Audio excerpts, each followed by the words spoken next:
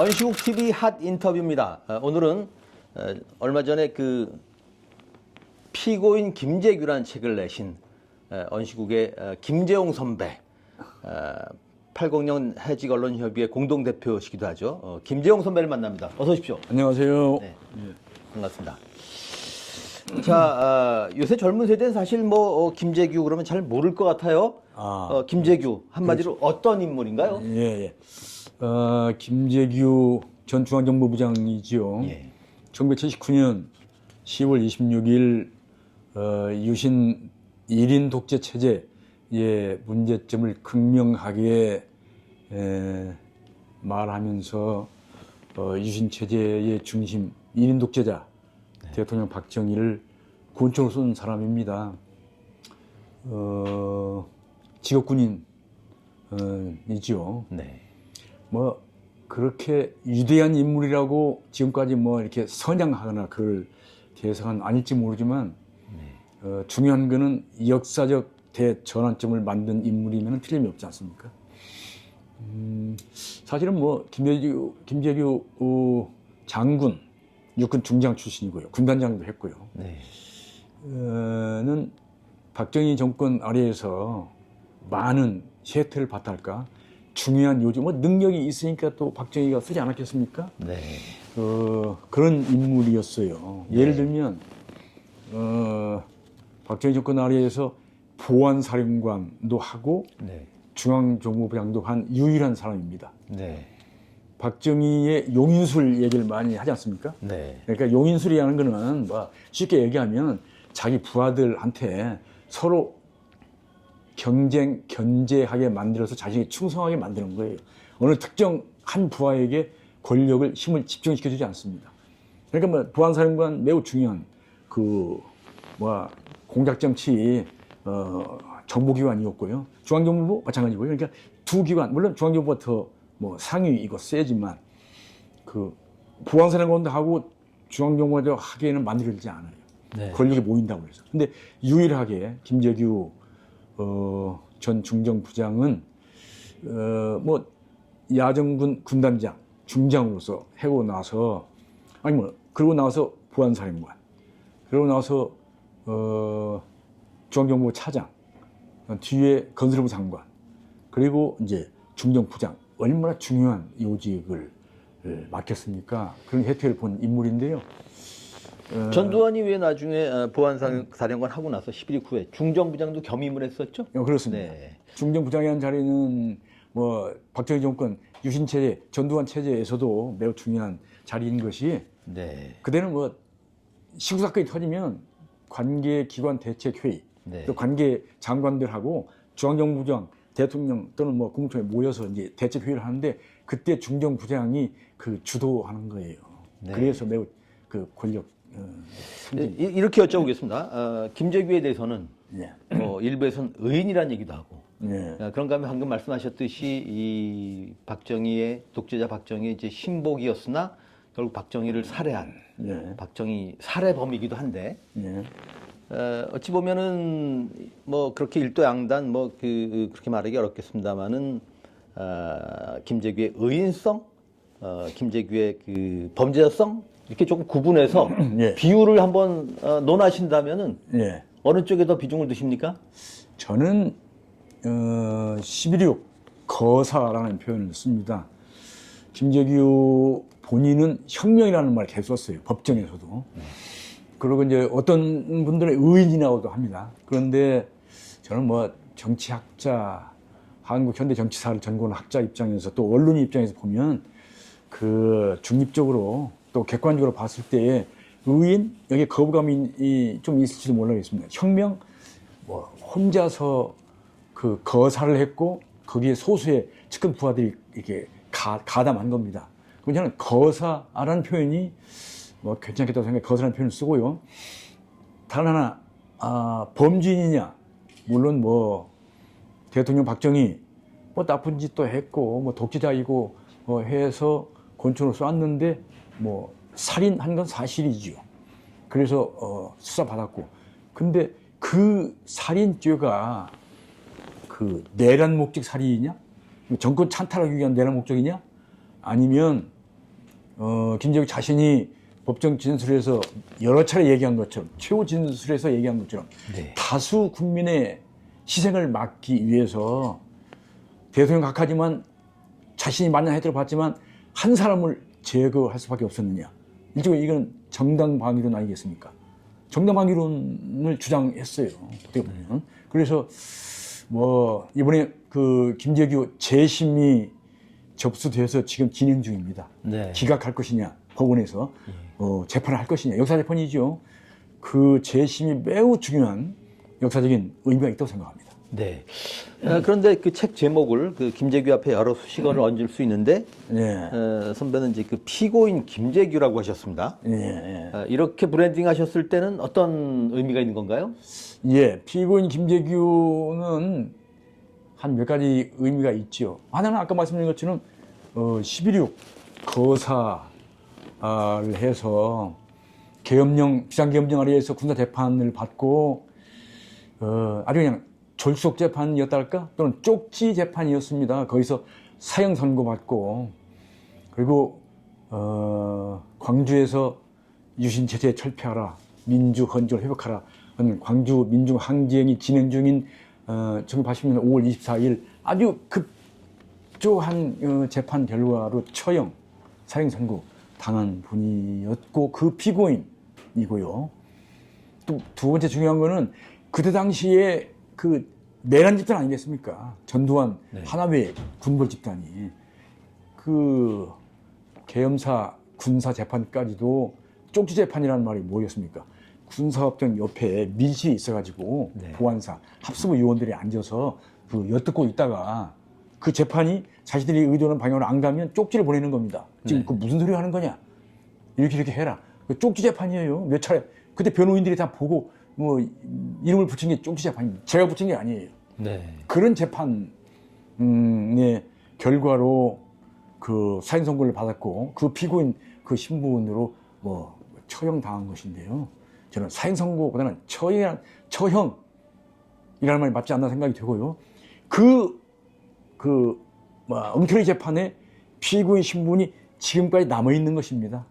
명예 회복이 안 됐다는 말씀이죠. 그 세 번째는 아까 말씀드린 것처럼 재심 재판이 진행돼서 그 피고인 김재규가 정말 내란 목적 살인이었느냐, 아니면 다수 국민의 희생을 막기 위해서 그 대통령 박정희 한 사람을 희생시킬 수밖에 없었던 그런 정당 방위냐 하는 걸 가려줘야 할 거예요. 그런 피고인, 이번 재심 재판의 역사 재판의 피고인이기도 한 것이죠. 그러네요.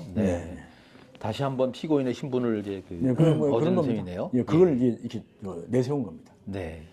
그 연장선에서 김재규가 대통령 박정희를 살해한 11.6 성격을 나름대로는 어떻게 규정하십니까?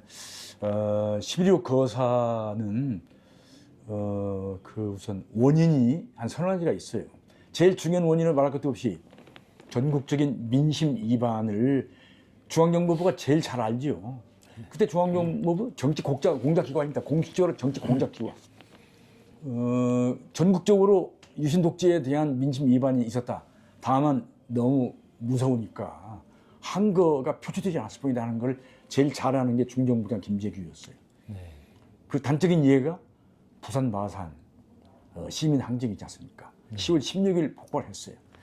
12.6가 터진 날, 그날도 부산 마산 얘기가 많이 나왔죠.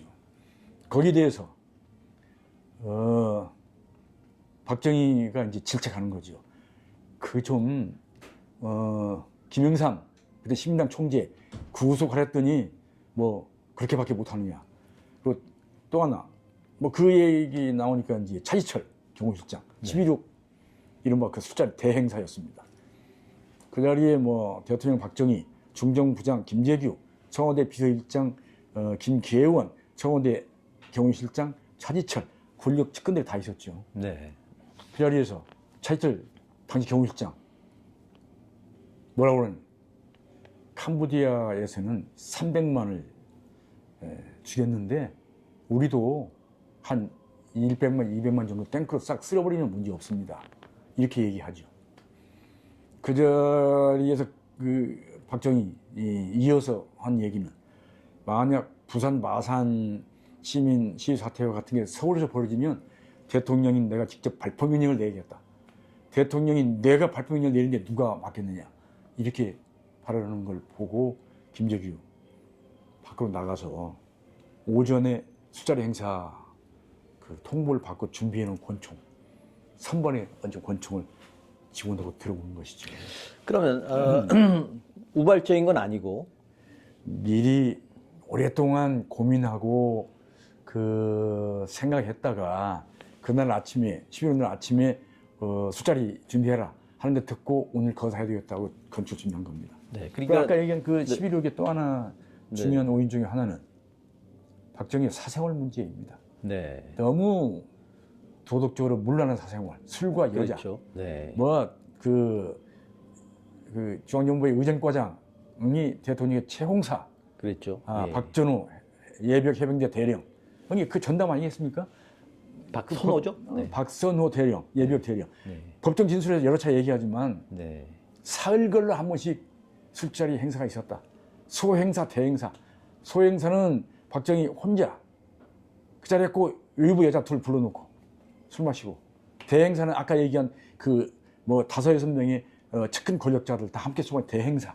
이거를 사흘 걸러 한 번씩 했다. 그걸 준비하는데 도저히 이건 감당할 수가 없고, 박선호 의전과장 뭐라고 하냐면 자식을 키우는 아버지로서 도저히 할 일이 아니어서 사표를 한 2-3번 냈는데, 그때마다 김재규 중정부장이 박선호의 그 고등학교 은사입니다. 네. 그 대구에 있는 어떤 백원고등학교 체육 선생이었어요. 네. 그때 학생이었어. 근데 자네가 없으면 이 일을 누가 어떻게 하겠느냐 하고 계속 강권해서 네. 뭐 처리했다. 그 얘기를 하지요. 뭐 그런 정도의 그 술과 여자 주색에 빠진 상태였고요. 그래서 그 중정부장 김재규가 판단하기에 야, 이거는 판단력 마비라고 보는 것입니다.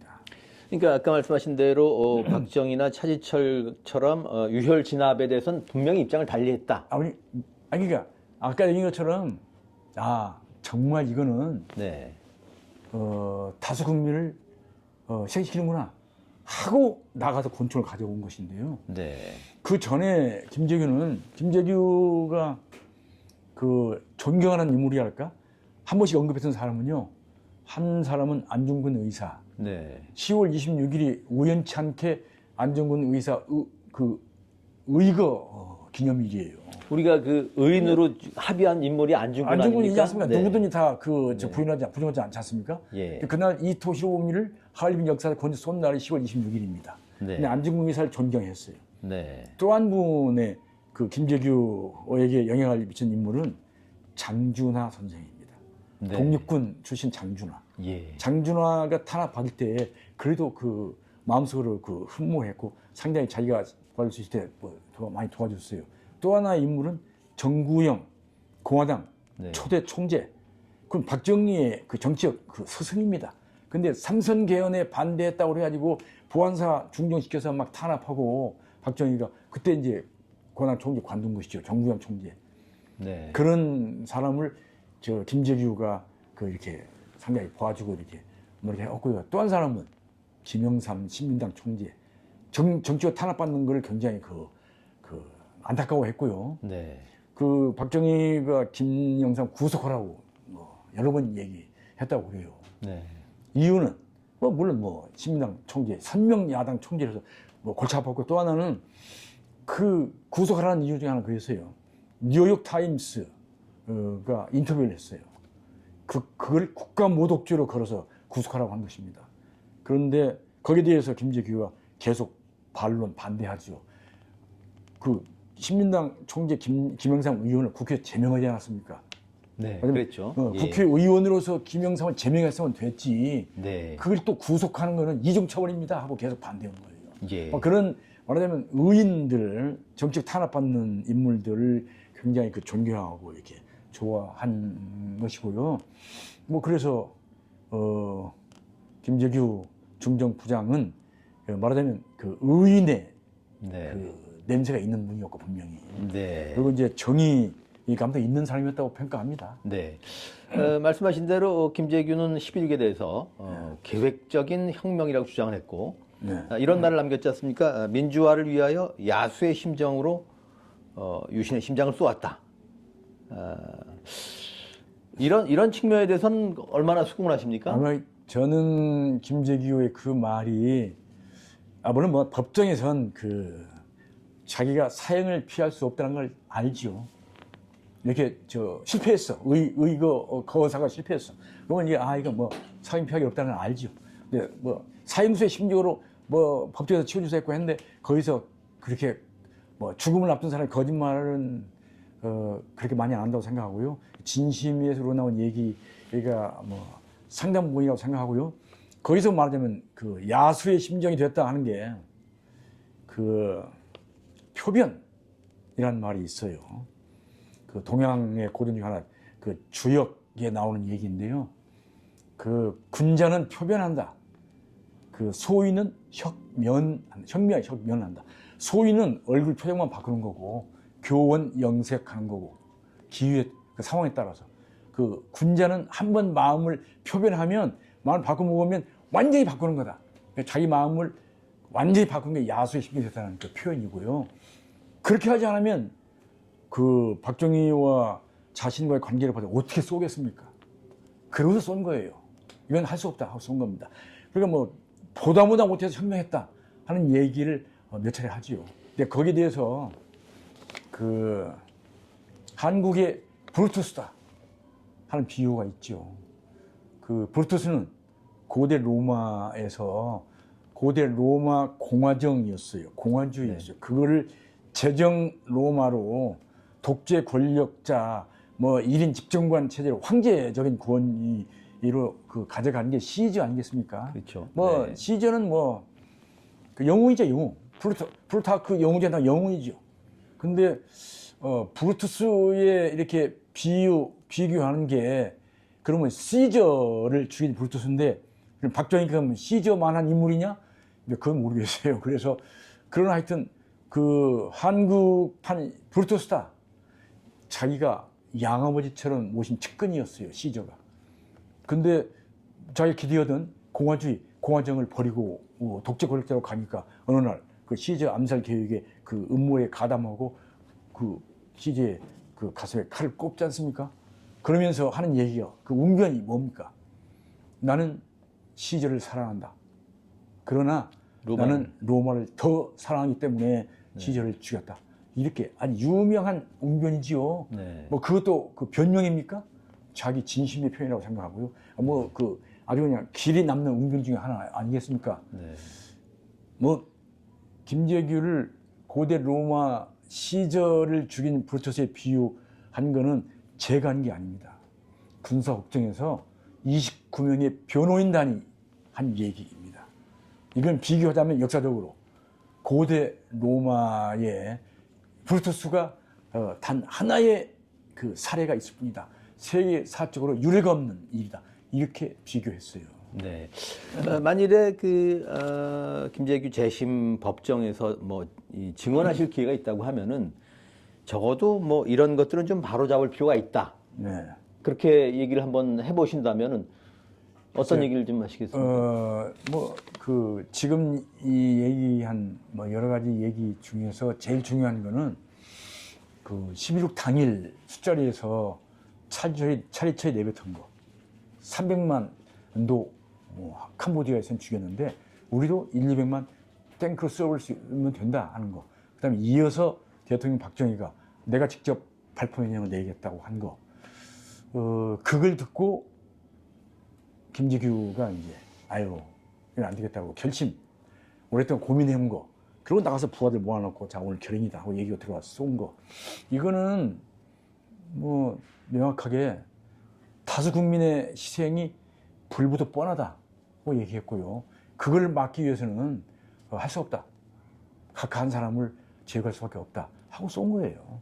그 또 하나 얘기는 민주주의 국가에서는 국민 한 사람 한 사람 생명이 대통령 생명과 다를 수 없다. 똑같다. 똑같이 귀하다. 근데 다수 국민이 지금 희생될 그게 불보듯 뻔한데 뭐 각한 사람은 제거함으로써 그걸 막아야 되겠다 하고 결행했다 고 얘기하는 것이죠. 그것이 재심 법정에서 역사 재판에서 제일 중요하게 그 다뤄졌다고 생각합니다. 예. 이건 번외 질문인데 말이죠. 그 시절에 그 말하자면 야도였던 부산 마산이 왜 이렇게 보수화랄까요? 하여튼 이 입장이 바뀌었다고 보십니까? 정치학자로서? 아니요, 부산 마산은 뭐 지역적으로 그 얘기하기에 그 좀 그 한계가 있고 이렇게 조심스럽기도 한데요. 거기는 사실 뭐 4.19 때 그 전 단계의 마산이 의거도 있지 않습니까? 그렇죠. 예. 그래서 거기는 그 상당한 그 민주의식이랄까 불이한거한 그 역사 정신이 뭐 살아있는 데가 마산입니다. 뭐 거기에 준해서 부산도 뭐 부마 시민 항쟁을 10월 16일 날 그 벌였다고 생각이 되고요. 다만 그 당시에는 부산 마산 시민 그 시위 항쟁의 진압군으로 계엄군으로 파견된 게 그 특전사 예하, 1공수 박희도 여단장, 3공수 추세창 여단장, 장기호 5공수 여단장 똑같은 부대가 7개월 뒤에 5월 광주에 17일, 18일 광주 민중항쟁 현장에 파견됩니다. 거기에 플러스 야전군 24단이 오는 거죠. 박준병 사단장, 하나회, 전부 다 하나회이죠. 1공수 여단장 박희도 육사 12기, 3공수 여단장 최대창 13기, 5공수 여단장 장기호 육사 15기, 24단장 박준병 육사 12기 다 하나위의 중심 인물들. 전두환, 노태우, 정호용이 육사 11기가 조직한 하나위의 멤버들이 있는데요. 그런데 7개월 뒤에 광주 민중항쟁에서는 그렇게 무자비한 그 살상 진압을 하지 않습니까? 발포하면서. 그런데 그 7개월 전에 부마 시민항쟁에서는 그렇게 가혹한 참담 옹정으로 뭐 가혹하게 이렇게 뭐 폭행하거나 발포는 없었어요. 그때 최고 권력자는 박정희. 이제 광주 시민항쟁, 민중항쟁 때 최고 권력자는 전두환, 노태우, 정우용이지요. 12.12 군사 반란으로 그 실권을 장악한 하나위이지 않습니까? 예. 그런 차이가 있습니다. 네, 이런 질문 드려보겠습니다. 동아일보 이제 해직 기자 출신으로서 복직하신 후에 하나위를 파헤쳐서 관훈 언로상 받으셨지 않습니까? 예. 그런데 이번에 그 윤석열을 수결하는 내란이 벌어졌습니다. 그래서 여쭤보는데 분이 아직도 정치 군벌 하나위를 반면교사로 삼지 못한 건가요? 저는 먼저 결론부터 말씀드리면 이번 12월 3일 비상계엄 이른바 저는 그거를 내란 계엄으로 표현하고자 합니다. 현직 대통령의 내란 계엄 때에 투입된 군 병력 다 특수부대였어요. 주로 방첩사, 옛날 보안사지요. 군 정보사, 대북 특수부대지요. 여기서 기획 업무 했다는 거예요. 그리고 이제 현장에 투입된 부대들은 특수전사령부, 특전사 예하 707 대테러 특수임무 707 특임단도 투입되지 않았습니까? 네. 거기에 뭐 정부사 무슨 그 HID도 동원됐다는 얘기가 있지 않습니까? 네. 뭐 진상 규명해야 되고 수사해야 될 부분도 있을 것입니다. 그 특수부대 장병들이 그 윗선의 명령대로 아주 그대로 그 작전 명령을 이행했으면 굉장히 어려웠을 수도 있어요. 물론 그 국회의장, 우원식 의장, 국회가 봉쇄되니까 아마 담 넘어 들어가서 그 의장석에 앉아서 다 모이십시오 하고 한 거 굉장히 잘한 거고요. 네. 그 의원들 다수, 민주당이 다수 의석이지만 야6당 다 이렇게 해서 한 게 잘했고요. 네. 그 국힘당만 들어가지 않고 밖에서 따로 의견 조회하지 않았습니까? 네. 그것 때문에 그 당시 원내대표가 지금 수사를 받아야 할지도 모르겠어요. 지금 조사 받고 있지 않습니까? 예. 잘했지만 그럼에도 불구하고 정말 그 특수부대들이 지시 명령이 내려온 대로 했으면 어려울 수도 있었어요. 그러니까 소극적, 미온적으로. 저는 그때 특수부대 장병들이 네. 그 위에서 내려온 그 내란 명령 지시에 사보타지 한 측면이 매우 중요하다고 생각합니다. 네. 왜 사보타지 했겠어요? 그 내란 사태가 터지니까 국회에 도착해서 예, 알았다는 거 아니겠습니까? 네. 707 특임단장 김태현 대령, 네. 특전사 기자회견도 했죠. 예, 네. 뭐 전쟁 장관 앞에서 상징적으로 직역군인으로서 기자회견했죠. 네. 국회의 긴급 현안 질의에 불면 나와서 거기서 또 답변을 했죠. 울면서 답변을 하는 거 보고 정말 네. 인상적이었고요. 국회 도착해서야 그 우리가 임무가 이게 뭐지 알았고요. 그러면서 내가 이게 지금 뭐 하는 거지? 해달라는 거고요. 그러면서 한 얘기 뭡니까? 김용현 국방장관에게 707 특임단이 이용당했다 하고 울먹이지 않았습니까? 네. 그러니까 그게 바로 저는 5.18 광주민중 항쟁과 그거를 살짝 진압한 하나의 내란의 역사적 교훈의 그 반면 교사가 이번에 영향을 주었다고 생각합니다. 네. 그 매우 중요한 대목이라고 생각합니다. 네. 그러니까 군은 달라졌지만 한 줌의 정치 군인들이 벌린 일이었고. 바로 그 점입니다. 네. 내란을 그 기획하고 명령 지시했던 있지 않습니까? 네. 뭐 박첩사, 정부사의 사령관들, 특전사들 사령관, 또 뭐 수방사 사령관, 네. 뭐 이런 그 지금 고발된 내란 혐의자로 고발된 피의자들 있지 않습니까? 이런 그 뭐 고위 장성들, 소장, 중장들 이 사람들이 이제 조사받고 진상 규명을 그 받아야 되고요. 네. 그 현장에 행동으로 옮겨야 될 장병들은 네. 뭐 대령 이하, 뭐 여단장급도 있어요. 이 장병들 그 나가면서인가 그 막 그 시민들이 몰려와가지고 네. 그 영상을 보니 제가 야 정말 여성 시민 중년 여성의원을 내 아들도 군대가 있는데 이게 무슨 짓이냐고 손각질하고 막 그러니까 그때 특수부대 장병 뭐 한 두세 명 이게 뭐 다 뒤집어서 얼굴은 안 보이지만 죄송합니다 하고 이게 나가지 않았습니까? TV 영상을 보고 야 이거는 정말 5.18의 역사적 교훈이라고 봤어요. 아니 지금 저 용산 관저에서 버티는 뭐 경호처 무슨 뭐 직원이랄까 혹은 거기 그 경호처의 지휘를 받는 병력 이 사람들은 지금 같은 입장 아닙니까? 그러니까 저는 이번에 그 경호처에 배속된 그 수방사 예하 55 경비단 네. 전에부터 있었어요. 외곽 경비는 30경비단, 3당 경비단, 3경비단 경복궁인 3경비단이 옛날 그 12시 군사 반란의 그 할거처 그 음모 이었지 않습니까? 중심지였지 않습니까? 근데 경호처의 최측근, 최근접 그 경호부대가 55 경비단이지요. 이번 1차 그 체포영장 집행 때에 경호처 직원들 말고 55 경비단 그 현역 군 병력이 동원됐다는 얘기가 있지 않습니까? 예. 그 국방부에서 그건 아니다 하고 부인하지만 그 조사해야 돼요. 진상규명해야 돼요. 그거는 정말 국민의 군대이고 그 정치적으로 철저하게 중립을 지켜야 될 그 군 장병이 국민의 군대가 이거는 정치적 의미가 매우 강한 그리고 이미 합법적으로 체포영장이 발부됐다는 게 그 입증되지 않습니까? 법원에서 그 무슨 뭐 영장이 불법이라고 기각 신청한 거 기각했고요. 자, 그러면 이거는 정당한 절차를 밟아서 발부된 사법부의 체포영장을 그 거부하는 이 그 불법적 뭐 어떻게 보면 유연적 그 행동에 군 장병을 그래야 됐다는 거는 이거는 반국가적인 범죄라고 봅니다. 그거 네. 정말 제대로 조사해야 돼요. 네. 더욱이 그 내란 수계가 내란이 그 실패했는데도 불구하고 그러니까요. 지금 뭐 거의 뭐 그 관저에 그 숨어서 네.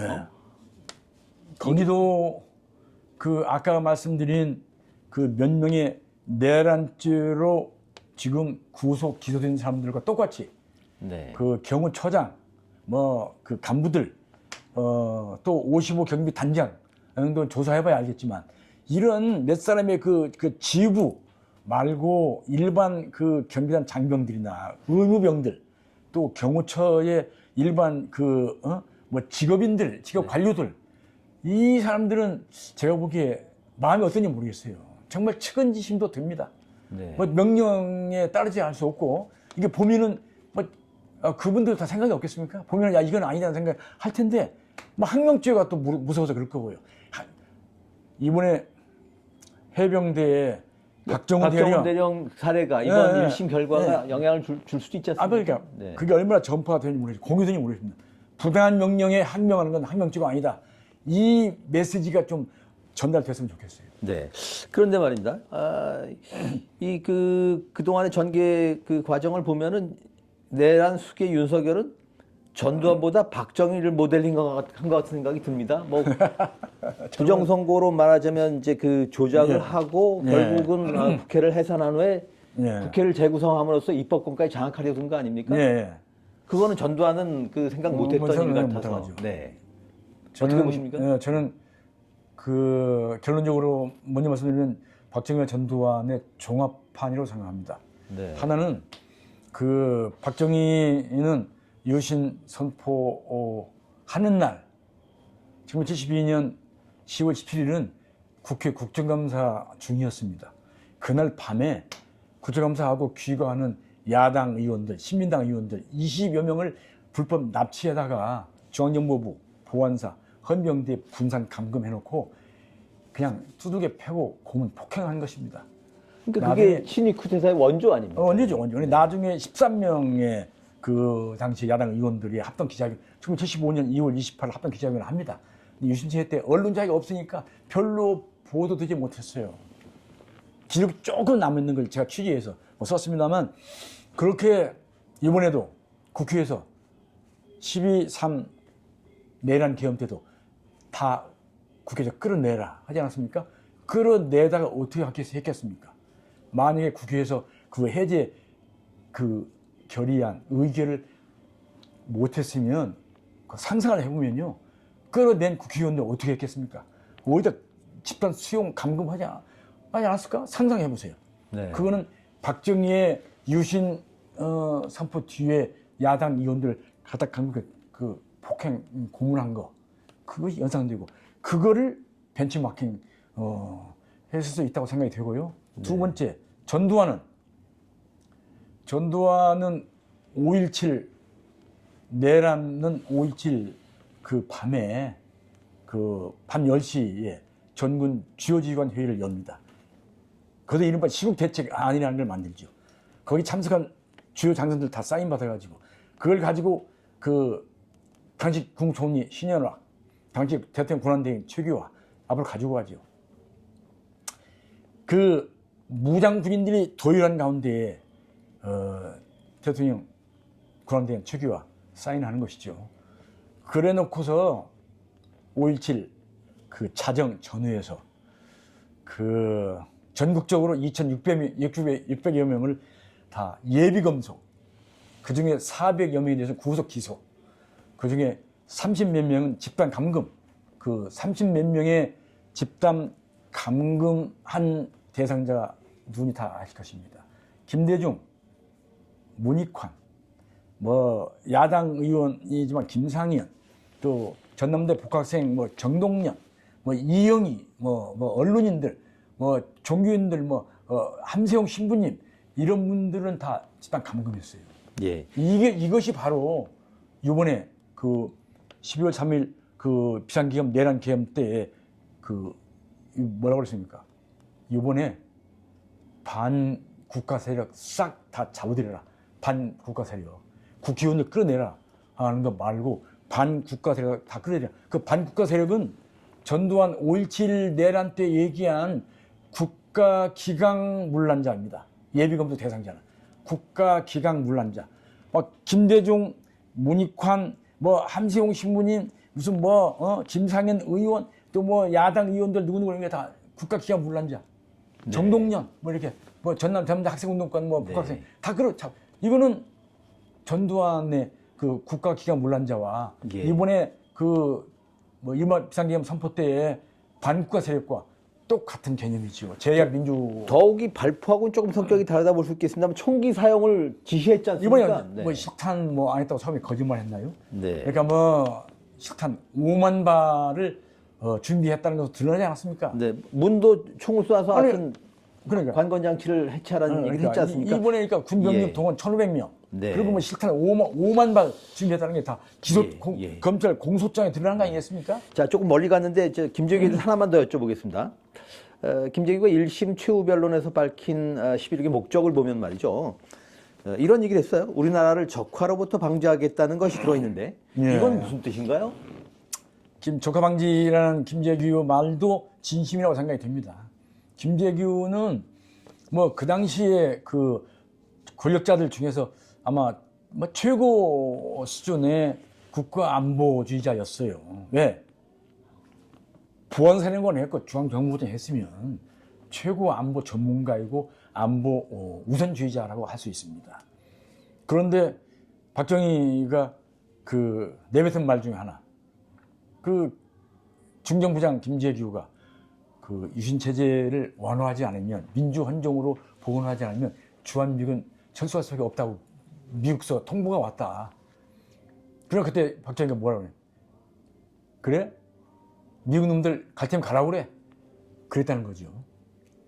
그 얘기를 듣고 저 김재규는 아이고, 그 한미동맹, 미국이 한국에서 나가면 6.25 재판이 된다. 그리고 한국은 태평양상에 떠 있는 일녀편주 신세다. 그러니까 바람 앞에 등불 처지에 불과하다. 그냥 그대로 적화될 수밖에 없다.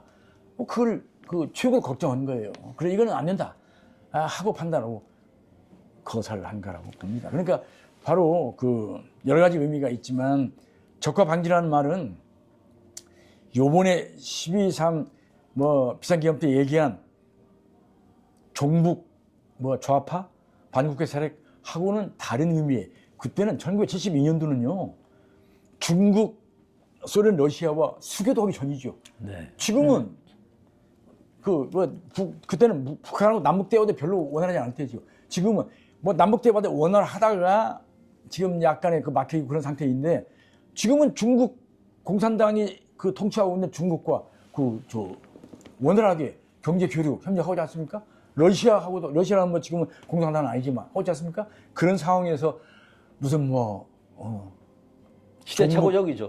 뭐 종북 좌파? 네. 정말 그 1970년대에 사고를 가지고 지금 50년 이상 전에 사고, 아유 그다의 공안 세력, 그때 정치 공작 기관에서 한 걸 가지고 지금 그 이른바 통치를 하려고 그러는 것이죠. 네. 이게 참 이걸 어떻게 해결해야 될지 네. 정말 참 한심스럽습니다. 그래서 여쭤보는데 예. 윤석열의 난 교훈이 무엇이고 그리고 아직 그때 이르지만은 이거 어떻게 청산해야 합니까? 과제가 뭡니까? 바로 윤석열의 난이라고 말씀하시는데 언론이 매우 중요하다고 생각하고요. 왜? 언론이 역할을 해야 중고등학교, 대학 학생들한테는 학교 교육입니다. 대학생도 뭐 교육은 아니야. 대학생한테 공유하고 이렇게 서로 상호 비판이 가능하고요. 하는데 성인이 되면 정치인들한테는 언론이 해야 되지 않겠습니까? 언론이 바로 서야 나라가 바로 선다. 근데 윤석열 내란 피의자지요. 내란 피의자. 그 원인이 뭐냐? 아유, 극우 유튜브에 심취되어 있다는 거 아니에요? 자기 부하들한테도 그거 유튜브, 그러니까 민심을 알아라 하면서 자기가 친한 그 후배 부하들한테도 이렇게 얘기하면 그 후배 부하들이 그건 아니다. 우리 정말 정치해야 되는데 제대로 된 언론 보인다 하면은 막 짜증내고 막 신경내고 그랬다는 거 아니겠습니까?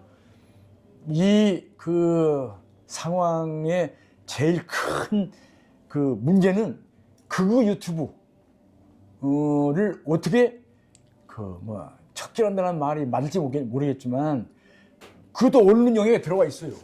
네. 제도권 언론이 있고 아무 그 게이트 키핑 이른바 여과 장치가 없는 1인 유튜브들, 이걸 어떻게 할 것인지를 국민적 논의가 필요하다고 생각합니다. 네. 그렇게 해서 이거를 청산 정리하는 데에는 어느 특정 정치 세력 그 좌파가 있고 우파가 있다고 생각 안 합니다만 국민적 논의의 그 장을 만들어 가야 되는 거 아닌가. 그럼 그때 하려고 그러면 학계, 언론계, 시민사회 이게 합동으로, 또 거기에 또 입장이 갈리겠지만 다 함께 균형 있게 모여서 토론회, 국민적 토론회. 근데 지금 뭐 하지 않겠습니까? 사회 대개혁 이야기가 시민사회에서 지금 그러니까요. 네, 이루어지고 있는데 김 선배가 보시기에 그러면 개혁 과제로 한두 가지만 좀 그 적시 특정해서 그 말씀하신다면 무슨 얘기를 하시겠습니까?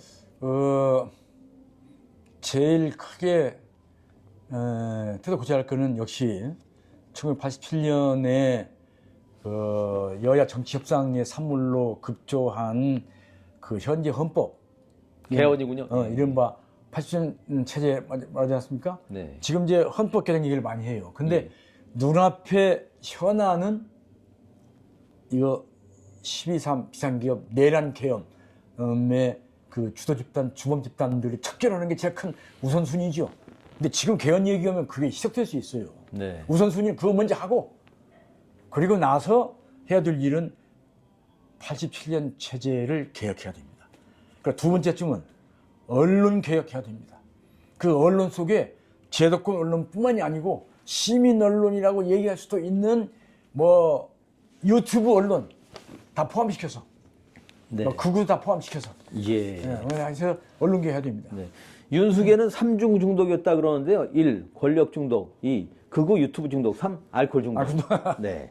자, 이제 마지막 질문입니다. 예.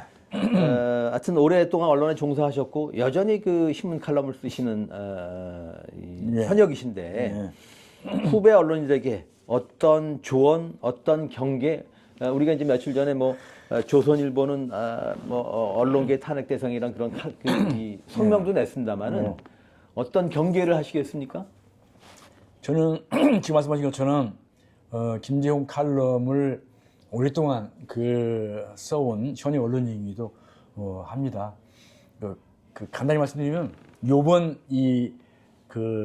비상계엄, 내란계엄 사태를 보면서 언론의 문제점은 인용 보도, 코어트 한다고 해서 책임이 면탈되는 거 아니에요. 어떻게 내란 피의자로 구속 기소된 그와 연장선상에 있는 아직 체포되지 않았다고 해서 이런 사람들의 말을 여과 없이 그대로 인용 보도를 합니까? 체포영장 이게 불법 체포영장이다 하고 말을 그대로 인용해서 보도하니까 일반 국민들 이른바 중도 이게 무슨 소린가? 이것도 뭐 일리가 있는 소린가? 하고 법원 판단을 기다려서 지켜보는 그런 국민들도 상당수 있다고 봅니다. 그것이 결국은 법원이 이의신청, 가처분 신청한 걸 기각하지 않습니까? 최종적으로 이건 말하자면 정당한 법 절차에 따른 체포영장이라는 게 입증됐어요. 거듭됐어요. 국회에서도 그렇게 답변하지 않았습니까? 법원행정처장 대법원 소속으로 사법부 최고의 전문가이고 유권 해석을 할 수 있는 사람 아니겠습니까? 헌재 사무처장 마찬가지 아니겠습니까? 다 그렇게 또 공수처장도 냈습니다. 그거에 대해서 국민 혼란을 이야기하고 체포영장 자체가 불법이다? 이걸 언론이 나쁘게 말하면 받아쓰기. 네. 인용 거 받아쓰기 이거를 최소한의 언론들이 여과시켜서 해야 되지 않겠습니까? 아니 그러니까 언론이 내란 세력의 스피커 구실을 지금 하는 거예요. 바로 그 얘기를 하는 거 같습니까? 네. 내란 아전 인수적인 구속된 피의자들과 같은 선상에 있다고 볼 수 있는 왜? 포문이 체포영장 발부했어. 체포가 안 됐을 뿐이야. 한 사람만 주부 한 사람만. 나머지 다 똑같은 거야. 그런 내란 피의자들이 얘기하는 걸 그대로 받아쓰기 해서 그 사람들의 말을 국민들에게 전파시키는 게 언론이 할 일입니까? 네. 그거 크게 반성해야 된다 생각하고요. 언론 개혁 과제 하나로 넣어서 세미나 해야 돼, 토론회 해야 돼요. 알겠습니다. 네. 언시국 TV 핫 인터뷰 오늘은 최근 피고인 김재규라는 책을 내신 김재홍 선배를 만났습니다. 고맙습니다. 감사합니다. 네, 고맙습니다.